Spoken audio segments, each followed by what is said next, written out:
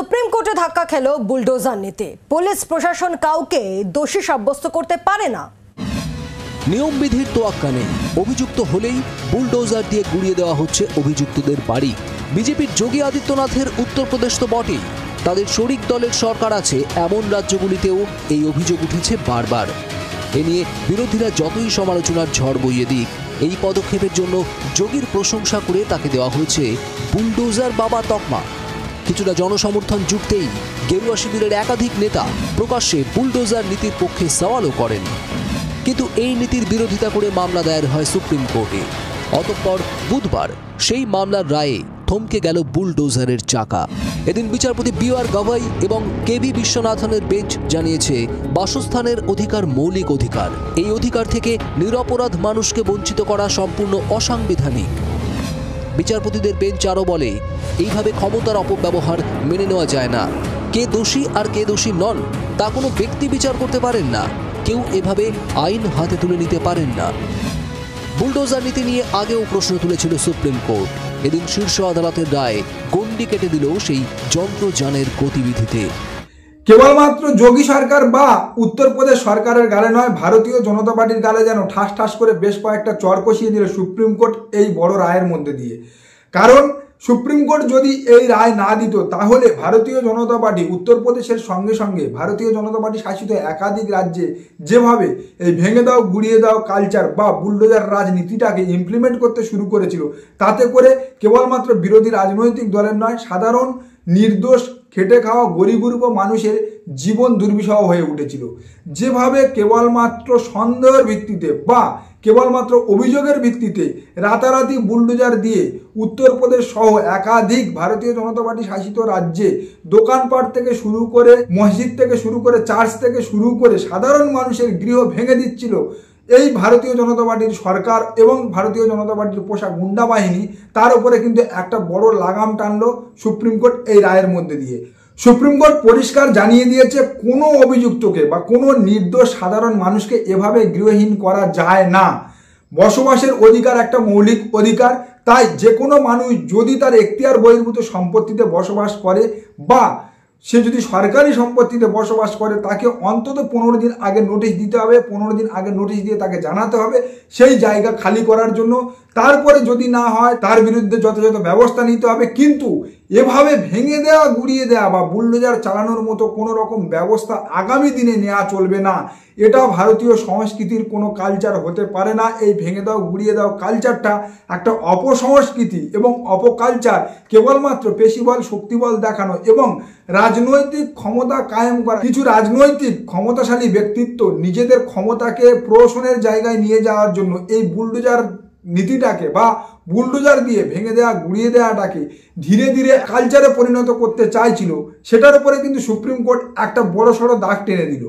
Supreme কোর্টের এই রায়ের পর কেবল উত্তরপ্রদেশ নয়, ভারতীয় জনতা পার্টি শাসিত একাধিক রাজ্যের মানুষ কিন্তু স্বস্তির নিঃশ্বাস ফেলেছে। ভারতীয় জনতা পার্টি এই রায়কে স্বাগত জানালেও উত্তরপ্রদেশে ভারতীয় জনতা পার্টির সমর্থকদের মধ্যে কিন্তু কুমিরের কান্না নেমে এসেছে। বিরোধী রাজনৈতিক দল বা বিরোধী মনোভাবাপন্ন মানুষের সবক শেখানোর জন্য কিন্তু এই বুলডোজার রাজটাকে বা বুলডোজার নীতিটাকে রাস্তায় নামিয়েছিল যোগী আদিত্যনাথ এবং ভারতীয় জনতা পার্টির সমর্থকরা।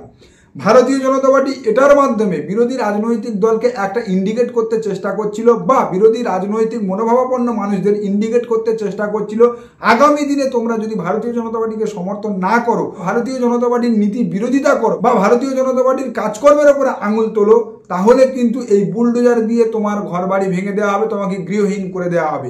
যাতে করে আগামী দিনে বিরোধী রাজনৈতিক মনোভাবাপন্ন মানুষরা শাসকের বিরুদ্ধে আঙুল তুলতে না পারে, শাসকের অপকর্ম শাসকের কুকর্মের বিরুদ্ধে কথা বলতে না পারে। এই বুলডোজার দিয়ে ভেঙে দেওয়া গুড়িয়ে দেওয়া নীতিটাকে তাই রাস্তায় নামিয়েছিল যোগী আদিত্যনাথ। আগামী দিনে উত্তরপ্রদেশে যোগী সরকারের পতন অবসম্ভাবী, তার কিন্তু ইন্ডিকেট লোকসভা নির্বাচনে আমরা পেয়ে গিয়েছি। লোকসভা নির্বাচনে কংগ্রেস এবং সমাজবাদী পার্টি উত্তরপ্রদেশে যে ফলাফল করেছে তা কিন্তু পরিষ্কার ইঙ্গিত করে দিচ্ছে আগামী বিধানসভা নির্বাচনে উত্তরপ্রদেশে বড়সড় পালা পরিবর্তন আসতে চলেছে। আর উত্তরপ্রদেশে এত তাড়াতাড়ি রাজনৈতিক পালা পরিবর্তন আসার একটাই কারণ এই যোগী আদিত্যনাথ। আজকের যেভাবে সুপ্রিম কোর্ট উত্তরপ্রদেশ সরকারের কঠোর সমালোচনা করে এবং যোগী আদিত্যনাথের দিকে ইঙ্গিত করে এই বুলডোজার নীতিকে সম্পূর্ণ ব্যান্ড করে দিয়েছে। আগামী দিনেও উত্তরপ্রদেশের সাধারণ মানুষ কিন্তু এই যোগী আদিত্যনাথকে গদি থেকে টেনে নামাবে। কোনো ব্যক্তি যে কোনো বর্ণ, ধর্ম এবং জাতির হতে পারে, কিন্তু সেই ব্যক্তি যখন জনগণ দ্বারা নির্বাচিত হয় আর সেই নির্বাচিত প্রতিনিধি যখন সংবিধানের শপথ নেয়, নিয়ে কোনো প্রশাসনিক দায়িত্বে বসে, সেই ব্যক্তির একটাই ধর্ম হয় যে যারা তাকে নির্বাচিত করেছে তাদের সবাইকে সমান চোখে দেখা এবং তাদের উপরে ন্যায় বিচার করা, তাদের সেবা করা, তাদের পরিষেবা দেওয়া তার একমাত্র কর্তব্য হয়। কিন্তু উত্তরপ্রদেশে এই যোগী আদিত্যনাথ সরকার, ভারতীয় জনতা পার্টির যিনি হিন্দুত্বের ব্র্যান্ড অ্যাম্বাসাডার, তিনি যেভাবে উত্তরপ্রদেশে হিন্দুত্ববাদের নাম করে অন্যান্য ধর্মের মানুষের ওপরে প্রহসন নামিয়ে এনেছে, সেটা ভারতীয় সংবিধানের সব থেকে বড় অবমাননা এবং লজ্জাকর অধ্যায়। ভারতের যে কোনো নাগরিক জনগণ দ্বারা নির্বাচিত হওয়ার পর যখন সংবিধানের শপথ নিয়ে রাজ্য বা কেন্দ্রের প্রশাসনিক পদে বা শাসন ক্ষমতা হাতে নেয়, তখন তার নিজ নিজ ধর্মের চশমাটা খুলে রেখে সাধারণ মানুষের জন্য এবং সংবিধানের যে সার্বভৌমত্ব আছে, সমস্ত জাতি ধর্মকে নিয়ে চলার যে নীতি আছে, সেটাকে মাথায় নিয়ে চলাটা অবশ্যই দরকার।